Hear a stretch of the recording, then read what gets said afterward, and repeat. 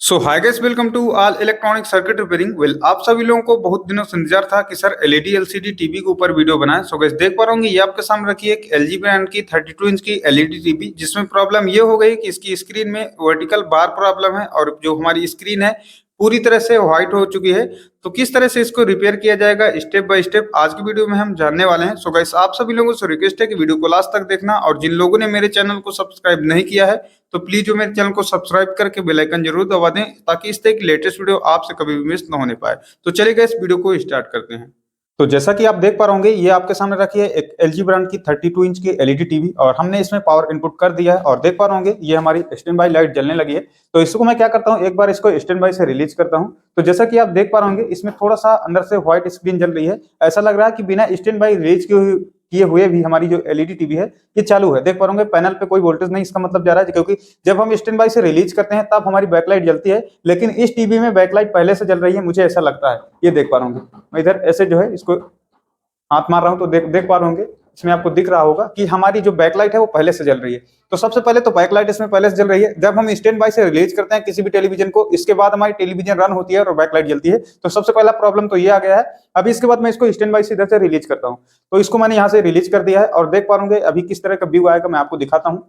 तो अभी हमारी ऑन हो रही है, तो देख पा रहा हूँ उधर से व्हाइट स्क्रीन पहले आ चुकी है, और इसके बाद अभी आगे और देखेंगे तो देख पा रहे इस तरह से प्रॉब्लम आ रही है। ये वर्टिकल बार है, देख पा रहे इस तरह से ये वर्टिकल बार आगे पीछे चल रहे हैं और इस तरह की इसमें समस्या है। तो अभी हम इस टेलीविजन को खोलेंगे, खोलने के बाद इसको स्टेप बाय स्टेप रिपेयर करेंगे। तो आप वीडियो में लास्ट तक जरूर बने रहें ताकि आपको कंप्लीट नॉलेज हो सके। ठीक है, तो अभी हम इसको खोलते हैं, फिर आगे आपको दिखाते हैं।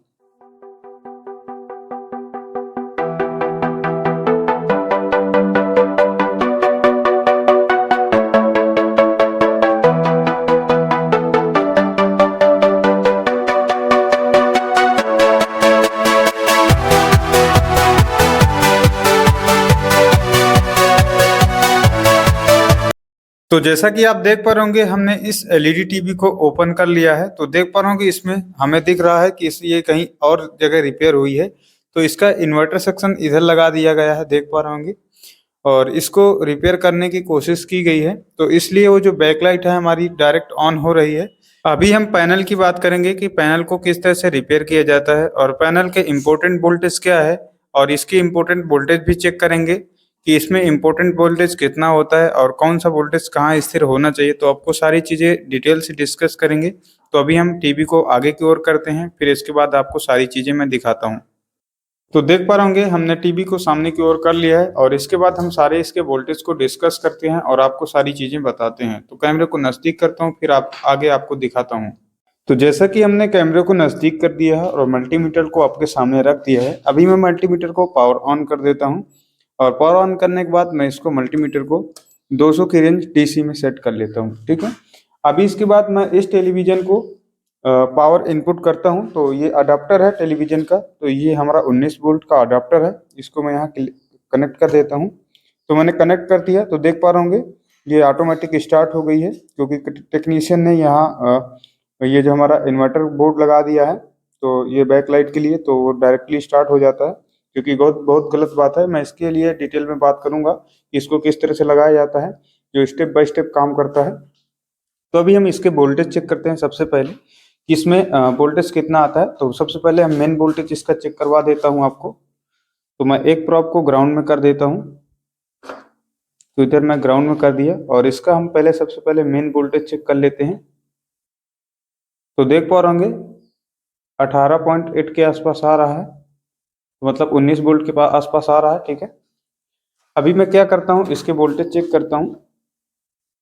तो सबसे पहले मैं इस टिकन बोर्ड में चेक करूंगा। तो मैं कैमरे को नज़दीक करता हूँ, और भी आपको ये मैं कैमरे को और नज़दीक कर दिया हूँ, और एक प्रोब को हम ग्राउंड कर दिए हैं। तो सबसे पहले हम इसका वोल्टेज चेक करते हैं। तो इधर हमारा VGH लिखा है, तो VGH वोल्टेज चेक करते हैं। तो देख पा रहे होंगे 27 के आसपास VGH वोल्टेज हमारा आ रहा है। इसके बाद हम VCOM वोल्टेज चेक कर लेंगे। तो 5 वोल्ट के आसपास हमारा VCOM वोल्टेज आ रहा है। ठीक है, अभी इसके बाद हम AVDD चेक कर लेते हैं। तो AVDD हमारा 15 वोल्ट आ रहा है। ठीक है, अभी इसके बाद हम और भी एक वोल्टेज चेक करते हैं। तो देख पा रहे होंगे 5 वोल्ट के आसपास आ रहा है, ड्रॉप हो रहा है, आ रहा है, ड्रॉप हो रहा है। तो इस तरह से इसमें दिक्कत आ रही है, देख पा रहे होंगे वोल्टेज बिल्कुल भी स्थिर नहीं है, जो कि 5 वोल्ट होना चाहिए था। और इस तरह से हम सारे वोल्टेज चेक कर लेते हैं। इधर हम गामा वोल्टेज चेक कर लेते हैं, तो इसमें ये गामा वोल्टेज हमारा बिल्कुल ओके है। और इसमें आवाज़ भी थोड़ी सी आ रही है आईसी से, ठीक है। तो इस वोल्टेज को एक बार और चेक करेंगे तो देख पा रहे होंगे आता है वोल्टेज और चला जाता है। इस तरह से दिक्कत इसमें हो रही है। तो मैं आईसी के ऊपर उंगली रख के देख रहा हूँ, तो ये आईसी जो हमारी है काफ़ी हीट हो रही है। और इसमें चेक कर रहा हूँ तो ये आईसी हीट नहीं हो रही है। तो मैं क्या करता हूँ कि एक बार इस टेलीविज़न को ऑफ करता हूँ। तो मैं यहाँ से एक टेलीविज़न को ऑफ कर दिया, ये हमने अडाप्टर निकाल दिया। अब मैं क्या करता हूँ कि इसका जो हमारा एफएफसी केबल है, एफएफसी केबल को मैं निकाल करके इसके वोल्टेज देखता हूँ मैं। तो एफएफसी केबल मैं इधर से इसको ओपन कर दिया। अब इसके बाद मैं इस टेलीविज़न को वापस से पावर सप्लाई इनपुट करता हूँ इस अडाप्टर के थ्रू। तो मैं इसको सप्लाई दे दिया है और ये देख पा रहे होंगे इधर हमारा बैक लाइट जल चुका है। अभी हमारा एफएफसी देख पा रहे होंगे ओपन है, ठीक है। अभी हम इसका वोल्टेज चेक करते हैं।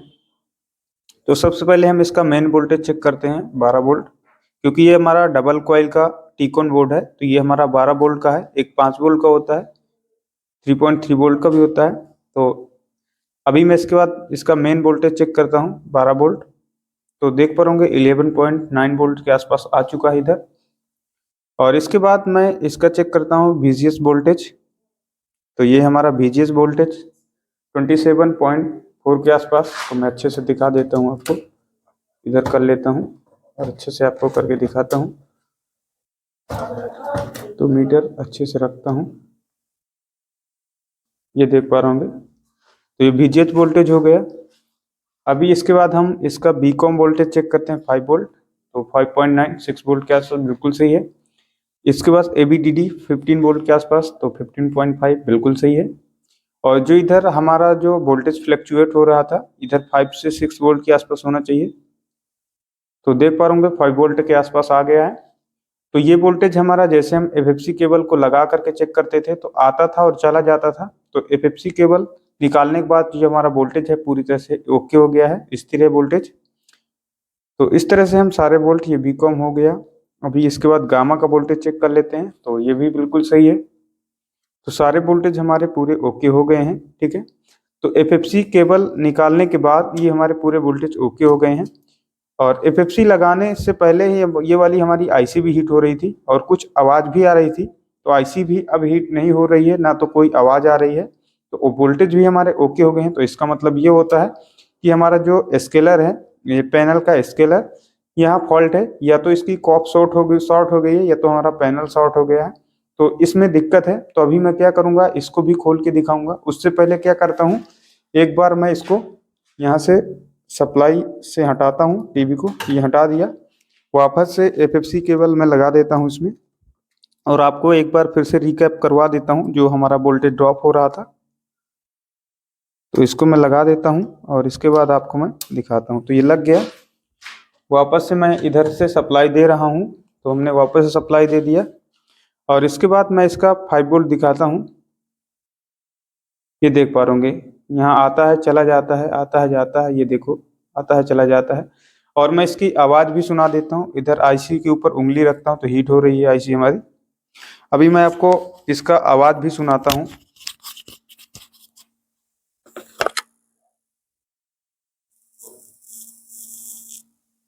तो देख पा रहे होंगे किस तरह से आवाज़ आ रही है इसमें, इस तरह से इसमें आवाज़ आ रही है और आईसी भी हमारी हीट हो रही है। तो इसका मतलब ये होता है कि जो हमारा पैनल का स्केलर है या कॉप है, कॉप हमारा शॉर्ट हो गया है। तो मैं क्या करूँगा, अभी पैनल को खोलूँगा और कॉप को देखूँगा, कॉप हमारा कहीं से शॉर्ट तो नहीं है। अगर शॉर्ट होगा तो बनाने की कोशिश करेंगे, अगर नहीं बनेगा तो इसको बॉन्डिंग मशीन से बॉन्डिंग करने की कोशिश करेंगे। बॉन्डिंग मशीन में जब बॉन्डिंग करेंगे तो फिर आपको कभी दिखाएंगे। और अगर ऐसे शॉर्ट हो सही हो जाता है प्रॉब्लम, तो ऐसे ही सही कर लेंगे। और अगर ऐसे सही नहीं होता तो फिर हमें नई कॉप चेंज करवाना पड़ेगा, बॉन्डिंग मशीन में जाना पड़ेगा।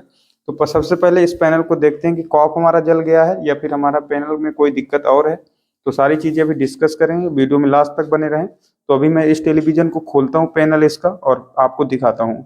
तो जैसा कि आप देख पा रहे होंगे हमने पैनल को खोल लिया है। तो पैनल को आपको मैं दिखाता हूँ कि इधर ये देख पा रहे होंगे, ये है स्केलर इसका और ये हमारा पैनल है। तो पैनल को हमने खोल लिया है। अभी खोलने के बाद मैं आपको दिखाता हूँ, नज़दीक करता हूँ कैमरे को कि हमारी प्रॉब्लम कहाँ से थी। तो पैनल तो हमारा ओके है, स्केलर भी हमारा ओके है। तो इस तरह की प्रॉब्लम कहाँ से थी मैं आपको बताता हूँ और आपको थोड़ा सा कैमरे को नज़दीक करके दिखाता हूँ, ठीक है। तो मैंने कैमरे को नज़दीक कर दिया है। मैं आपको बताता हूँ इस तरह की आमतौर पे प्रॉब्लम कहाँ से आती है।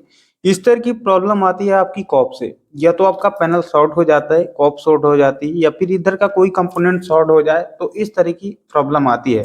तो हमने देखा कि हमारे केस में ये कोप है, कोप का इस साइड से, ये कोप है, कोप की इस साइड से हमें बर्न कॉप लग रही है। ये पैनल का ये कोप लगा है, कोप के इस साइड से ये हमें थोड़ा सा बर्न दिख रही है। मैं आपको दिखाता हूँ अच्छे से, और इसकी हम कटिंग भी करने की कोशिश करेंगे। अगर बन जाता है तो ठीक, अगर नहीं बनता है तो इसको बॉन्डिंग मशीन में ले जाएंगे और बॉन्डिंग मशीन में ले जाने के बाद नई कोप चेंज करवा देंगे, तो ये हमारा प्रॉब्लम पूरी तरह से सॉल्व हो जाएगा, ठीक है। तो मैं आपको दिखाता हूँ, पहले मैं इस साइड की कॉप आपको दिखा देता हूँ। तो ये हमारी इस साइड की कॉप, तो देख पा रहे होंगे कॉप में कोई भी दिक्कत आपको नजर नहीं आ रही होगी। मैं अच्छे से आपको दिखाता हूँ, तो देख पा रहे होंगे कोई भी दिक्कत आपको नजर नहीं आती होगी, कहीं से बर्न वगैरह कुछ भी आपको ऐसी कोई भी दिक्कत नहीं आएगी। अभी मैं दूसरी कॉप में ले चलता हूँ आपको, तो देख पा रहे होंगे अभी अच्छे से मैं दिखाता हूँ आपको। तो ये देख पा रहे होंगे इस साइड से, यहाँ से देखिएगा, कैमरा फोकस नहीं कर पा रहा है, मैं दिखाता हूँ। तो देख पा रहे होंगे ये आपकी कॉप इस साइड से, मैं आपको दिखाता हूँ। ये देख पा रहे होंगे इधर से जल चुकी है कॉप, ये हमारी कॉप इधर से जल चुकी है, ये इस साइड से, ये देख पा रहे होंगे ये हमारी कॉप जल चुकी है इधर से, ये कॉप हमारी जल चुकी है। तो इस कॉप को कटिंग करने की कोशिश करेंगे, और मेरा रिकमेंड ये है कि आप सीधा इस कॉप को बॉन्डिंग मशीन जहां आपके यहाँ लगी हो, तो इसको ले जा करके वहां से नई कॉप डलवा लें, और डालने के बाद ये आपकी जो प्रॉब्लम है पूरी तरह से सॉल्व हो जाएगी। बाकी इसकी मैं कटिंग करता हूँ, अगर ये सॉल्व हो जाता है तो देखते हैं, और अगर नहीं सॉल्व होता है तो फिर इसको हमें बॉन्डिंग मशीन ले जाना पड़ेगा। तो अभी मैं इसकी कटिंग करता हूँ, फिर आपको दिखाता हूँ। तो जैसा कि आप देख पा रहे अभी हम इस कॉप की कटिंग कर दिया है, तो मैं आपको दिखा देता हूँ इस कॉप की किस तरह से हमने कटिंग किया है। तो ये देख पा रहे इधर से हमारे जल गया था, तो मैं इसको इधर से इतना कटिंग कर दिया है कॉप को, ठीक है। इस साइड से हमारा शॉर्टिंग आ रहा था, तो मैं इसको इतना कटिंग कर दिया है। अभी मैं देखता हूँ कि ये जो हमारा पैनल है अगर हमारा चालू हो जाता है तो ठीक, नहीं तो फिर अपना बॉन्डिंग मशीन में करके 100% ये हमारा पैनल ओके हो जाएगा, ठीक है। तो अभी मैं इस पैनल को वापस से सेट करता हूँ टीवी में, इसको मतलब पूरी तरह से स्केलर वगैरह सेट करता हूँ और इसको पावर इनपुट देता हूँ, फिर आपको दिखाता हूँ कि हमारा पैनल सही हुआ या नहीं हुआ। तो जैसा कि आप देख पा रहे होंगे ये टेलीविजन को हमने सेट कर लिया है, देख पा रहे होंगे इसके जितना भी हमने एफएफसी केबल लगा लिया है और कोप को उसकी जगह पे रख दिया है। तो मैं आपको एक बार दिखा देता हूँ अच्छे से। तो इधर से देख पा रहे होंगे, इधर से आपको दिखा देता हूँ। तो ये मैंने सारी चीजें इसमें एफएफसी केबल और इसमें जो हमारा 19 वोल्ट का अडाप्टर है, अडाप्टर को भी इसमें कनेक्ट कर दिया है, और हम कोप को और ये सारा हमारा जो इसका पूरा कनेक्शन है हमने कर लिया है, प्रत्येक कनेक्शन एफएफसी केबल सब कुछ। और ये हम इधर से कोप की कटिंग किया है, तो मैंने आपको दिखाया है तो कोप की कटिंग। अब इसके बाद मैं क्या करता हूँ, इस टेलीविजन को ऑन करता हूँ और आपको दिखाता हूँ कि जो हमारा टेलीविजन है ओके हुआ या अभी तक नहीं हुआ। तो इसको ऐसे करके पकड़ लेता हूँ, फिर आपको दिखाता हूँ। तो इसको मैं इधर से पकड़ लेता हूँ। तो अब इसके बाद मैं क्या करता हूँ, इसको मैं इधर से पावर ऑन करता हूँ। तो इसको मैं इधर से पावर ऑन कर दिया है, देख पा रहे होंगे तो साइड में व्हाइट स्क्रीन आ गया है। और अभी हम देखते हैं, तो देख पा रहे होंगे पैनल हमारा ओके हो गया है, और साइड में कुछ बार नजर आ रहे हैं क्योंकि हमने कोप की कटिंग की है, तो थोड़ा सा बाल आ गए हैं, और बाकी हमारा पैनल पूरी तरह से ओके हो गया है, चलने लगा है, कोई दिक्कत बिल्कुल भी नहीं है। तो पैनल को इस तरह से रिपेयर कर दिया किया जाता है। अब ये बाल कैसे सही होंगे मैं आपको बताता हूँ। बाल अब आपके तभी सही होंगे अगर जब आप इसमें नया कोफ डलवाएंगे, बिना नई कोफ डाले हुए इसके बाल सही नहीं होंगे।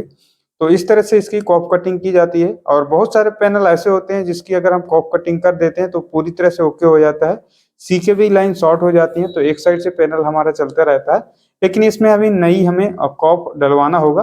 बाकी हम इसको इस तरह से भी चला सकते हैं, कोई दिक्कत नहीं, बाकी साइड में थोड़ी सी दिक्कत रहेगी। तो इस तरह से इसको रिपेयर किया जाता है, मैं आपको स्टेप बाय स्टेप बताया है। सो गाइस, आप सभी लोगों से रिक्वेस्ट है कि आपको मेरी वीडियो अच्छी लगती है तो आप हमारी वीडियो को लाइक किया करें और लोगों तक शेयर किया करें, ताकि सभी टेक्नीशियनों की हेल्प हो सके। सो गाइस, और इसके बाद चैनल को सब्सक्राइब कर लीजिए और बेल आइकन प्रेस कर लीजिए, ताकि इस तरह की लेटेस्ट वीडियो आपसे कभी भी मिस न होने पाए। सो गाइस, आज के लिए इतना ही, मिलता हूँ आपसे नेक्स्ट वीडियो में, तब तक के लिए बाय दोस्तों। प्लीज हमारे चैनल को सब्सक्राइब करके बेल आइकन जरूर दबा लीजिए।